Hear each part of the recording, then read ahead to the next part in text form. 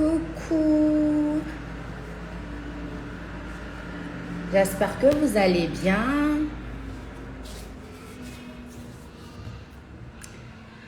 Coucou, comment est-ce que vous allez? Je vous laisse vous connecter. Vous avez vu le thème. Donc, je vous laisse vous connecter. The live is going to be in French. That's also the thing. But today we're going to speak about the principle of one head in marriage, but in French. If you want the English one, we can call ourselves. So, les Français, les Français, les Français. Coucou! J'espère que vous allez bien. Dites-moi d'où vous êtes connectés. Vous êtes de quel pays? Vous regardez d'où ça? Donc aujourd'hui, on va parler du principe d'une seule tête. Une seule tête quand il en vient au mariage. Et je vais partager avec vous un bout de ce qu'on voit dans l'académie, dans la formation, etc. Juste un bout pour nous encourager, pour nous permettre de nous relever là où nous sommes tombés ou là où nous sommes faibles. Et avec l'Esprit de Dieu, nous allons y arriver. Donc, j'espère que vous allez bien et que votre journée s'est bien passée ou se passe bien. Nous allons rentrer tout à l'heure dans le vif du sujet.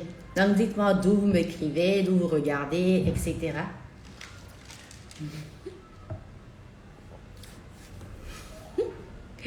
Bienvenue, bienvenue, bienvenue. Donc, on va parler du principe d'une seule tête. Le principe d'une seule tête. Yasso. D'accord. Donc, on va bientôt commencer. Le temps que les personnes se connectent. Invite quelqu'un, partage le direct avec quelqu'un parce que ce principe-là peut nous aider, nous tous, femmes comme hommes. Donc, si tu as partagé, dis-moi, partager dans les commentaires. Si tu as partagé le lien à quelqu'un, dis partager. Au moins, je sais qu'il partage. Au moins, je sais que vous êtes là pour non seulement écouter, mais aussi faire du bien à quelqu'un d'autre. Donc, dites partager dans les commentaires. Depuis le Maroc, Cassandra, sois bénie. Welcome. Moi, je suis à Abidjan. Donc, tu vois, comme ça, avec Dieu, il n'y a pas de distance. J'aime ça. Donc, sois bénie. Donc, si vous partagez, vous dites partager. Ou en anglais, shared, c'est moins long. Comme ça, moi, je vois qu'on partage, je vois qu'on le fait. Donc là, aujourd'hui, on va faire un bout du cours qu'on voit dans la formation école de mariage. Et j'ai voulu partager ce bout-là avec vous. J'ai voulu partager cette portion, au moins pour que ça nous fasse du bien. On va apprendre ensemble et où on n'a pas pu réussir en tant que femme, en tant qu'homme, que l'Esprit de Dieu nous aide à y arriver, que l'Esprit de Dieu nous aide à parvenir. Parce que le mariage est une mission. C'est ça. Le mariage, c'est une mission. Et dans cette mission-là, Dieu t'a choisi, Dieu m'a choisi, Dieu a choisi les conjoints pour un but. Et le but, c'est de missionner. Quand on va en mission, il faut savoir t'envoyer, n'est-ce pas? Quand on va en mission, tu as something to follow. C'est ça, tu as quelque chose que tu dois suivre, que tu dois respecter, que tu dois faire. Et l'instituteur du mariage a déjà tout instauré. Et c'est Dieu, il nous a donné les principes. Et pour que ça marche, quand tu fais principe 1 plus principe 2, ça donne le résultat. Parfois, nous-mêmes, on veut s'entêter. Mais on n'a pas encore commencé. Invite quelqu'un, dis à quelqu'un que nous sommes là, parce que ce message va faire du bien à toute personne. Que la personne soit célibataire, que la personne soit déjà mariée, que la personne soit en voie.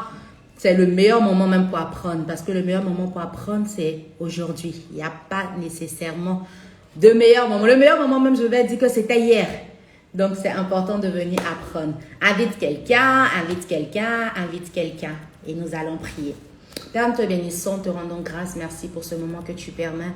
Merci pour ta fidélité. Merci car tu utilises ce canal pour pouvoir nous instruire, nous enseigner. Aide-nous à non seulement entendre, mais à mettre en pratique ta parole pour la seule gloire de ton nom. Au nom de Jésus que nous avons prié. Amen. Est-ce que je peux voir Amen dans les commentaires? Amen, Amen, Amen, Amen, Amen, Amen. Amen. Que Dieu vous bénisse. Donc, nous allons rentrer. On étudie ce manuel, ce livret. Aujourd'hui, nous allons voir un bout. Et ça parle du principe d'une seule tête. C'est quoi le principe d'une seule tête? Donc, si je dois vous demander selon vous, une seule tête, c'est quoi? Quand on dit un principe aussi, ça veut dire quoi? Donc, quand on parle de principe, on parle de quelque chose qui a été instauré, qui a été institué.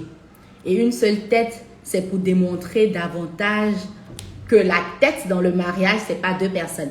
Donc, c'est deux personnes qui rentrent, mais il n'y a pas deux têtes. C'est clair. Il n'y a pas deux capitaines dans un bateau. Il n'y a pas deux chauffeurs dans une voiture. Il n'y a pas deux... Donnez-moi des exemples. Donc, il n'y a pas cette histoire de deux, mais c'est une histoire d'une seule tête. Et il y a une seule tête que Dieu a instaurée. C'est qui notre tête quand il en vient au mariage? C'est l'époux. C'est l'époux qui est la tête. Pourquoi c'est l'époux qui est la tête selon vous? Parce que quelqu'un peut demander pourquoi c'est l'époux qui est la tête. L'époux est la tête parce que c'est ce que Dieu a instauré. Dieu a décidé que l'homme soit la tête. De la même manière que l'homme, sa tête, c'est Christ. De la même manière que Christ, sa tête, c'est Dieu. Donc, dans cette hiérarchie de tête, chacun a sa tête. C'est important que chacun ait sa tête. Et en tant que femme, ta tête, c'est ton mari. C'est le chef de toi. Donc, la Bible dit que l'homme ou l'époux ici est le chef de la femme. Donc, chacun doit avoir sa tête, chacun doit avoir son chef.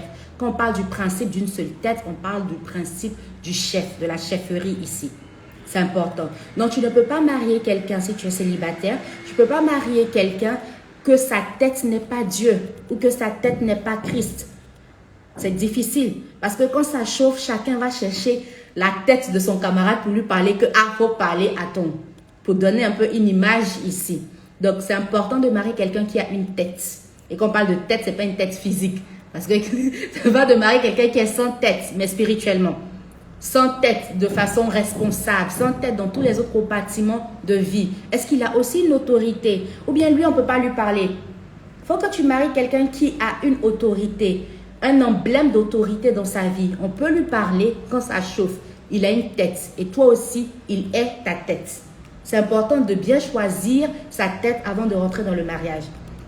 Où ça pose problème pour beaucoup, c'est qu'ils ne savent pas choisir leur tête, ou bien ils ont mal choisi leur tête, ou bien c'est une affaire d'entêtement. Mais c'est important de connaître qui on marie, de savoir si la personne est aussi sous une autorité, a aussi une tête, est-ce que Dieu est son chef, et d'aller se mettre en tant que femme sous l'autorité de cette personne. Donc, si je dois te demander, si tu es marié ou tu es en voie de mariage, as-tu bien choisi ta tête? Capitale. Donc, quand je faisais la formation avec une de mes étudiantes qui est en Guadeloupe, elle me dit, tout ce qu'elle retient là, c'est comment bien choisir sa tête. Parce que quels que soient les bobos, quelles que soient les situations, quel que soit, si ta tête est bien choisie dans le Seigneur, avec le discernement, avec tous les composants, est-ce que la personne a la parole de Dieu? Est-ce que la personne a la présence de Dieu? Est-ce que la personne a tous ses compartiments? Est-ce que la personne a les valeurs de Christ? Est-ce que la personne a le fruit de l'esprit? C'est tout ça qu'il faut rechercher. Ce n'est pas juste parce que la personne est grande de taille, claire, yeux bleus, lèvres roses, etc. Est-ce que tu vas marier quelqu'un parce que la personne est grande de taille, claire, yeux bleus, lèvres roses? Quand on demande aux personnes qui ont combien d'années de mariage, quel est leur secret de mariage, personne ne te dit « Ah, notre secret c'est sa taille. De toute façon, il est taillé là. » C'est comme ça que mon amour aussi va pour lui. Ça ne marche pas comme ça. Donc, c'est très important de savoir choisir avec les critères de Dieu, les critères du Saint-Esprit pour pouvoir nous aider. Les valeurs de Christ, c'est le caractère.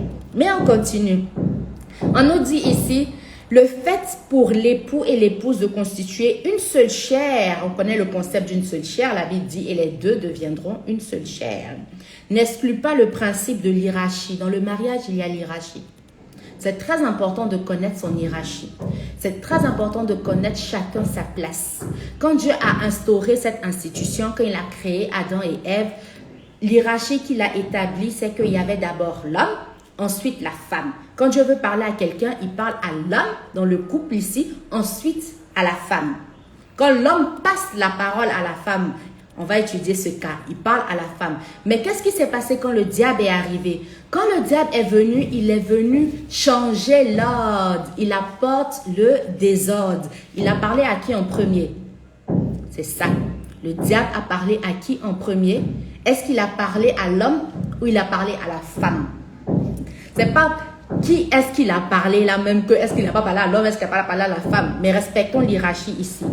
L'hiérarchie a été renversée. Et c'est ce que le diable vient faire dans nos foyers. Il renverse l'hiérarchie. Au lieu de venir respecter l'hiérarchie, mais lui, il ne va pas faire ça parce que c'est le maître du désordre. Il ne va pas respecter l'hiérarchie, il a renversé l'hiérarchie. Mais voyons, Genèse 3, quand Dieu est venu parler à l'homme, quand Dieu est venu parler, dans le jardin, ils avaient péché, etc. Quand Dieu est venu, à qui est-ce qu'il a parlé en premier? Il a respecté l'hiérarchie. Ici, nous parlons de l'hiérarchie dans le mariage. Ok, nous continuons. Comme je vous ai dit, c'est juste un bout de ce que nous voyons dans la formation école de mariage que je suis venue partager avec vous pour bénir quelqu'un. Ici, on nous dit, 1 Corinthiens 11, verset 3, « Je veux cependant que vous sachiez que Christ est le chef de tout homme, que l'homme est le chef de la femme et que Dieu est le chef de Christ. » Je disais tout à l'heure, qui est-ce que tu épouses? Est-ce que la personne a une autorité? Est-ce que la personne, Dieu est son chef? Christ est-il son chef? On ne peut pas marier pour marier parce que c'est intéressant, parce que tout le monde se marie. Ça ne marche pas comme ça. Ok, le mot chef dans ce passage signifie tête. Le mot chef dans ce passage signifie emblème d'autorité. Le principe d'une seule tête est très importante parce qu'elle nous aide à savoir l'autorité sous laquelle nous rentrons. Femme, tu dois savoir l'autorité dans laquelle tu rentres. Le principe unité va de pair avec le principe d'autorité. Autrement dit, une seule chair équivaut une seule tête. On ne peut pas parler d'une seule chair et parler de deux têtes différentes. Ça ne marche pas comme ça.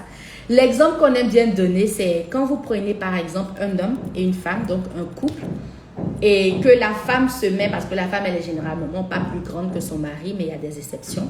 Donc quand la femme se met, le monsieur est arrêté et la femme est devant son mari. Qu'est-ce que vous voyez? Vous voyez que la tête du monsieur dépasse un peu la femme puisqu'il est plus grand. Et dans cet exemple-là, on voit que la femme c'est le corps et l'homme est la tête. C'est une belle image pour nous montrer ici cette vision que Dieu a établie pour le mariage. Il ne peut pas avoir deux têtes. Qui parle de deux têtes parle de division.